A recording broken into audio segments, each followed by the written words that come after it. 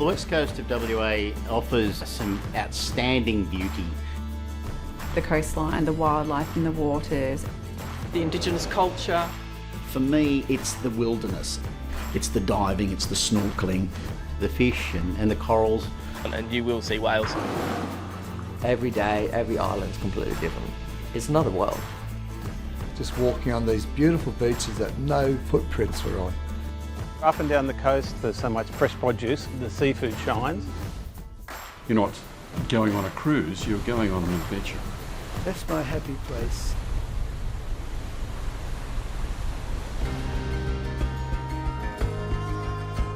It's a great trip. It's almost the entire West Australian coast. We go to remote islands that very few people ever get to visit.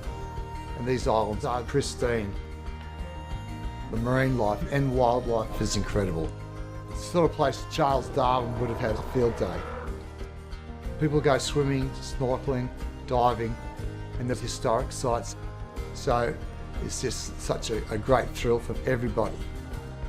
We start in Broome and we finish in Fremantle. We stop in a few places like the Abrolhos Islands, we visit Exmouth, but this time of year the biggest appeal are the whales. We've got humpback whales scattered along the coast here, and much to the guests' delight, we're seeing them almost every day. So people get to see not only the coastal side of Australia, but also the marine side of it as well.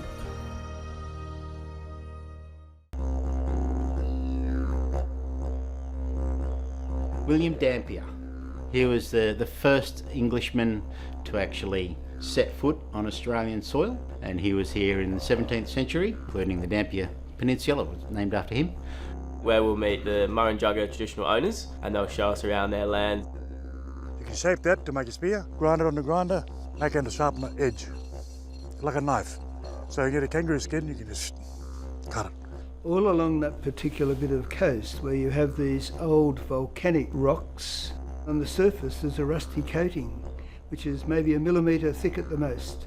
And if you start wandering among them, you find these engravings, petro meaning rock, and glyph of course referring to the drawing part of it. That's how we've got thousands of petroglyphs that lasted for that long, thousands of those years. Things like hunting scenes, there's things like dance scenes, significant sites and very significant part of their cultural stories. They believe there are hundreds of thousands, if not millions of them, along that stretch of coast. The rock art, no more, we do it no more. When they finished rock art, it was probably in the 18th century. It enables you to see it from a different perspective and talk about the importance of the petroglyphs that are down there with the local people. So the guests got their first opportunity to swim in the beautiful waters of Consink Bay, which was a really special introduction to the trip, and finished the day up on the Vista deck having barbecue drinks. It's almost like a different part of the world, but it's still Australia.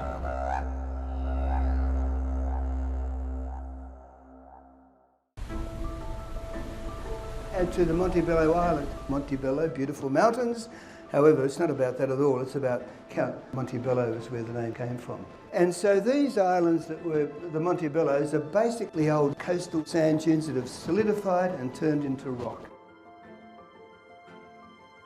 Montebello Islands are a really interesting part of Western Australian history. We visit a place called Tremool Island, where the British government set off atomic blasts in the 1950s. And so they had it all charted out, had everything set up to test the effects of it. It's about a 25 kiloton bomb, which is 10 kilotons more, I think, than Hiroshima. 5, 4, 3, now.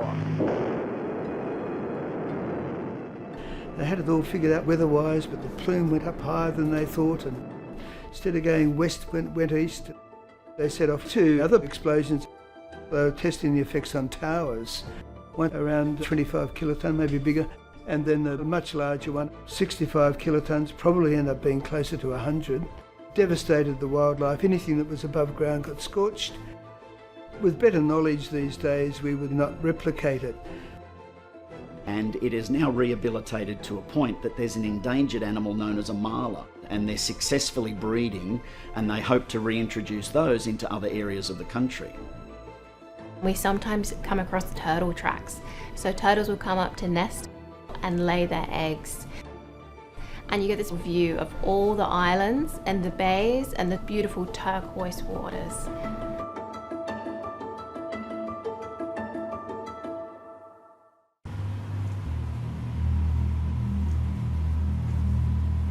We arrived at Soraya Island, where we were able to have our first snorkel over Western Australia's coral reefs. Grab your flippers, your snorkel, and then you make your way back up nice and safely. So with Ningaloo Reef, it's one of the largest fringing reefs in the world, stretching around 260 kilometres long. It's over 10,000 years old. When it comes to the ecosystems, it's just pristine and right on your doorstep. Shallows where the light can penetrate, the corals, they build up gradually into reefs, and as the sea levels rise up, the growth of the corals from the seafloor matches that rising sea level. And so on the edge of the continent, wherever there's some stable land, the larvae can settle, and gradually the colony grows from single cells into multi-million colonies. And that's what's happened along the Ningaloo Reef. We end up with this fringing reef along the coast. And the benefit of that, of course, if you're on that island, you can literally just walk into the water and the reef is right there. We have this idea that coral is bright yellow, bright green, bright red, like we used to keep in our fish tanks when we were children. It's not quite like that. The diversity here is much bigger than other places in the country, and it also looks a lot different as well in colour and texture and size. It's very different from other parts of the world. The fish are utterly magnificent, and the corals, I have very much enjoyed the snorkeling. The corals over here aren't subjected to the same sort of water entrapment, so the coral's very healthy. It's been joyful. The world that opens up to you underwater when you're snorkeling is just quite wondrous. What we're also able to offer is a trial dive experience, which we call a Discover Scuba Dive, to give people the experience of getting to be immersed in that marine world, assisted by an instructor like myself. So we're able to really broaden their minds on what reef systems are and how important they are to the environment.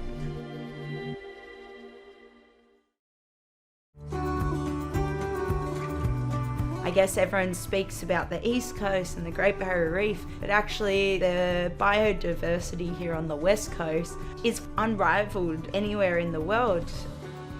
You get an abundance of tropical reef fish, but also your pelagics there too, so your rays, your turtles. You're going to be seeing humpback whales from May through to September, so all up the coast from Fremantle to Exmouth and through the Kimberley. They do favour those protected bays with their calves because whales don't have a nipple, so they just release their milk very high in fat. Plenty of energy for the calf to grow before they head down to the Southern Ocean. The Southern Ocean is a whaling sanctuary. Numbers are really quite good. About 40,000 whales are estimated to be in the West Coast population. And at this time of year, you're seeing the mothers teach the calves on their migration back south to Antarctica.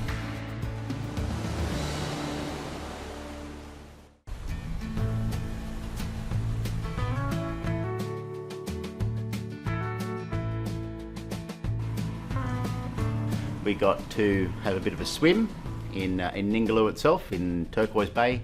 The name Turquoise Bay just is so apt. Just this turquoise stretching out. Of course, in those warm waters, turtles, even sometimes sea snakes. Got to see some spectacular fish in there, angelfish, butterfly fish. And then we also had a walk down around Yardie Creek. When you're walking up the gorge, you see all the ancient reef that's fossilised in the rocks from those 250 million years ago. It's amazing to realise how ancient some of these landscapes are. Deep-sided gorges that eroded away when you get the occasional heavy falls of rain. And of course, amongst all of those, you get these different little habitats. You can see all the clefts and crevices in the rocks, and that's where things like your rock wallabies hide out. Fruit bats, they roost in the mangroves along the shore. And there's bird life around, there's bowerbirds there, there's ospreys, there's the beautiful voice of the butcher birds. So it's a very, very nice little location. And then having the opportunity to go into Exmouth itself and hear about the history of that town. We got a chance to visit the Discovery Centre. It's a really amazing facility that they've built there. It's only just opened in the last couple of years and the marine setups are world leading. Same with their husbandry for the snakes and reptiles. And they have this massive aquarium. Every fish species you have on the Ningaloo, they have in the aquarium. So it's a really good insight for anybody who wants to learn a lot more about native fauna and flora. So we're going to anchor up outside Cape Heron. We had easy beach access on the Explorers, so guests could get straight onto the beach, climb the sand dune and start the walk. Straight through to Cape Heron to a beautiful lookout. It looks down to a bay. The sand that you are exposed to when you land is that bright red, what we expect to be desert sand. But of course it's all over the country, and the best thing about it is you see the transition from the bright red sand into your normal sandy coloured dunes. So you can actually see where it changes from one to the other.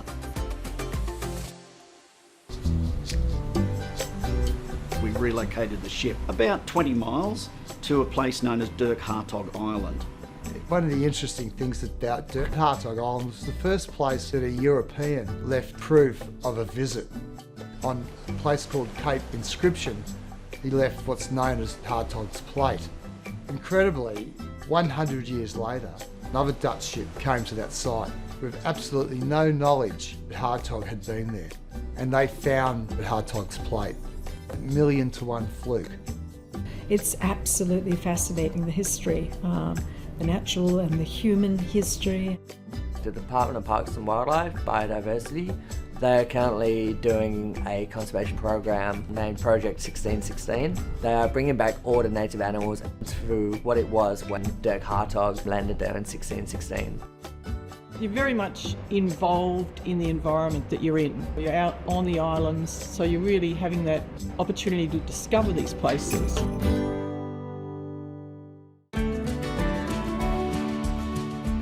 We went to Turtle Bay. I feel like it should be a national park. It's just beautiful. It's just south of Ningaloo that has this vibrant, brilliant snorkeling reef right off the beach. Any swimming level is achievable, pool noodles and whatever you need. And it's just a beautiful morning of just snorkeling. And it actually is home to one of the largest seagrass populations we still have along the Western Australia coastline. Brings in the dugongs. We might see one, we might not, but it's one of the best opportunities in Australia to see a dugong. Every trip we try to do a dinner outdoors, get to watch the sunset and get to see the stars come out.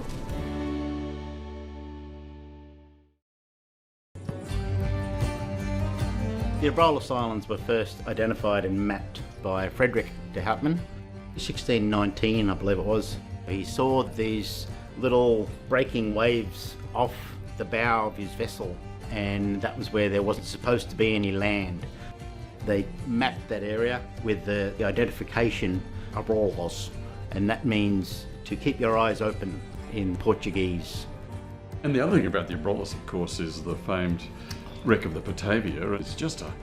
It's an astonishing story. The Batavia was a vessel run by the Dutch East India Company, and that didn't manage to find its way around the Abrolhos. So they ran into a reef there, and then that resulted in massive issues in terms of piracy, mutiny. And if you know the story of the Bounty, that's quite a tame story compared to the Batavia. There was some people that weren't very nice involved in that. This wonderful interaction between human history and natural history, just endlessly interesting.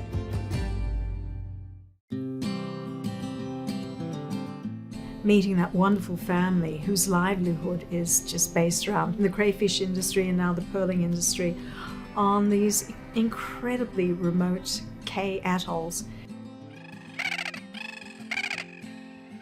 We're in Post Office Island in the southern group of the Abrolhos Islands. We're about 55 kilometres off the coast of Geraldton in the mid-west of West Australia. The coral reef system is super rich. We've got a warm current coming from Indonesia, the Luan current, that feeds all the corals, and the coral gardens are where the crayfish live. It's amazing, amazing habitat for lobster. We sort of show them around the island and give them a bit of a talk about the family history. You know, it's a really nice day. My granddad came here in the late 50s as one of the 10-pound poms as a lobster fisherman from Dover, and he started up crayfishing here. My mum developed the pearl farming, and then my generation has developed more the tourism side of things. My wife's a designer. She designs some beautiful jewellery with our pearls. She's Italian, so we've sort of taken our love of Italy and brought it to the islands. It's sort of like that Italian concept of the provenance of the area. So here we have fantastic local scallops, octopus, crayfish, awesome fish. And then on the mainland you have local olive oil, local cheese. We incorporate all of that, so everyone has a feeling like we're in West Australia and we're tasting West Australia. The chefs come on the island, take a couple of the local native herbs, always give them crays and scallops and provide them with some local taste to provide for their guests. And I'm sure their chefs will make something amazing. We have the luxury of so many varieties of fish that we on the West Coast get to enjoy fresh. So we love our West Australian seafood. The islands here are a good example of the seafood that is available in Western Australia. As you can see here, it's a beautiful array of fresh produce. We've collected a bunch of the local seagrasses and samphire and saltbush, and we'll see what we can do with that. We try as much as possible to use all the local produce and try and bring all the natural flavours of the island out in the local crayfish. Most likely be a canapé or an entree today, and I'll get some input from my chefs on board and we'll create something that's going to be nice and fresh. A lot of Western Australian seafood is featured in our menu. Things like prawns, crayfish, local smoked salmon. In every voyage that we do, we want to showcase local produce with our breakfast buffet, lunches and three-course dinner. We always hope that there is leftover so that we get something to try as well.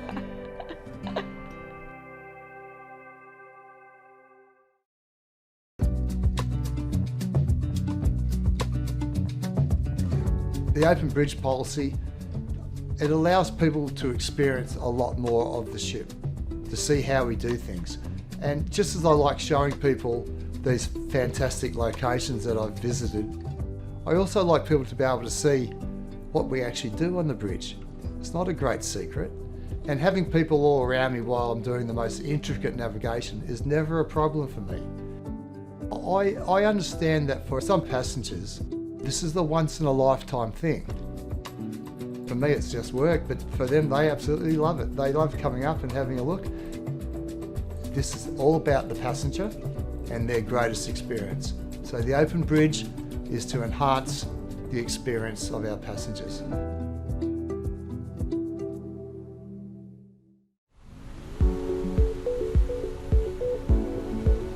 Coral Adventure, it's a beautiful ship. Everything on the ship, it's specifically designed for expedition purposes. Guests do look at beautiful places when they are with us, but it's when they get to know the engine room, it's normally when the first group comes down, and then by word of mouth it just spreads like wildfire that that's a place that you need to go. We are the only company actually who encourage passengers to come down to engine room. In this presentation with the guests, I try to go through all the equipment that we have so that they know what goes behind the scenes. So an engine room tour actually gives them an opportunity to walk through the door and have a look at how everything on the vessel is actually working and how we endeavor to make their stay as comfortable as possible. Our guests are very interested mostly in knowing about how we produce water, how we take care of sewage, how the vessel is stabilized, how main propulsion works, because this vessel being a diesel electric vessel, it's not conventional. So they're very interested in knowing all those little tidbits.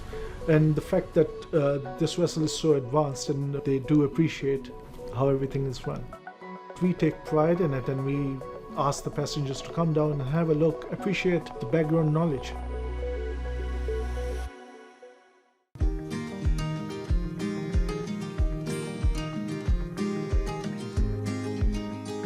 Now we know a little bit about this part of the world, and it's absolutely fascinating.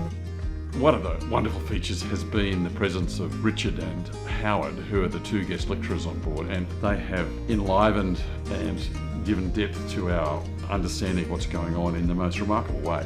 Learning about the most wonderful things exceeded my expectations. They have brought people on board who really know Western Australia. And that sort of expertise and knowledge, I think, is really wonderful. I think Coral Expeditions, they do a brilliant job, the fact that it's Australian owned, and I like the idea that they support and offer employment to Australians and give them the opportunities to develop in this field.